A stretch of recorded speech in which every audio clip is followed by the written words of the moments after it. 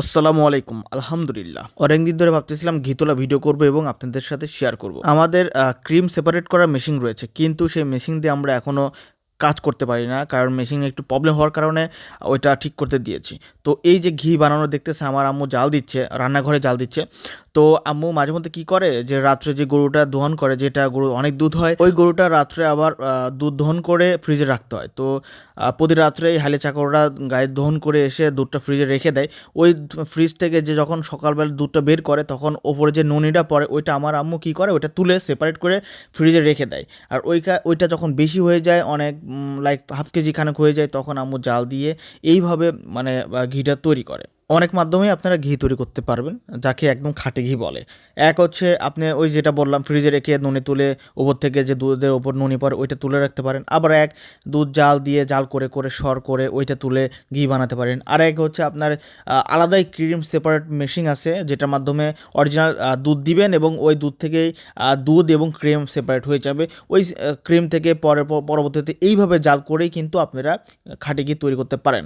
এই দেখেন আমার আম্মুর জাল দেওয়া শেষ, অনেকক্ষণ জাল দিয়েছে। যত জাল দিবেন তত টেস্ট হবে এবং তত ভালো একটা ঘি চলে আসবে।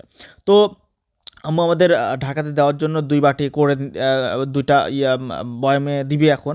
তো আম্মু বলতেছে, "দেখ ঘির কত সুন্দর একটা কালার এসেছে।" তো আমি বললাম, "আরেকটু যদি জাল দিতা বেশি করে তাহলে এই ঘির কালারটা আরও বেশি সুন্দর হতো।" তো এত জাল দেওয়ার সময় নেই, যেহেতু নিজেরা খাবো। যদি সেল করতাম বা বিক্রি করতাম তাহলে আমরা পর্যাপ্ত হয়তো বা ২ ঘন্টা ৩ ঘন্টা জাল দিতাম।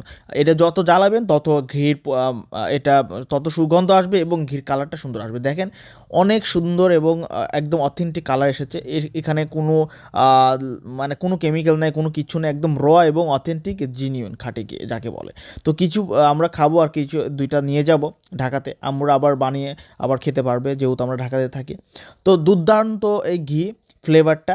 আর সামনে আমাদের মেশিনটা ঠিক হয়ে যাবে। আমরা গভর্নমেন্ট থেকে একটা মেশিন পেয়েছিলাম আমাদের, যেহেতু প্রোডাকশন করি, দুধ মিল্ক প্রোডাকশন করি। সো আমাকে ওই মেশিনটা গিফট করেছিল গভর্নমেন্ট থেকে। সো ওইটা আমরা এখন ঠিক করে ওইটা এখন আমরা এই ক্রিম সেপারেট করব এবং হচ্ছে ঘিটা উৎপন্ন করব, যাতে করে আমরা আপনাদের মাঝে দিতে পারি এবং আমরা খাঁটি ঘিটা সেল করতে পারি। মানে পাশাপাশি আমরা দুধ সেল করার পাশাপাশি ঘিটা সেল করার চেষ্টা করতেছি। সো সবাই আমাদের জন্য দোয়া করবেন। আসসালামু আলাইকুম।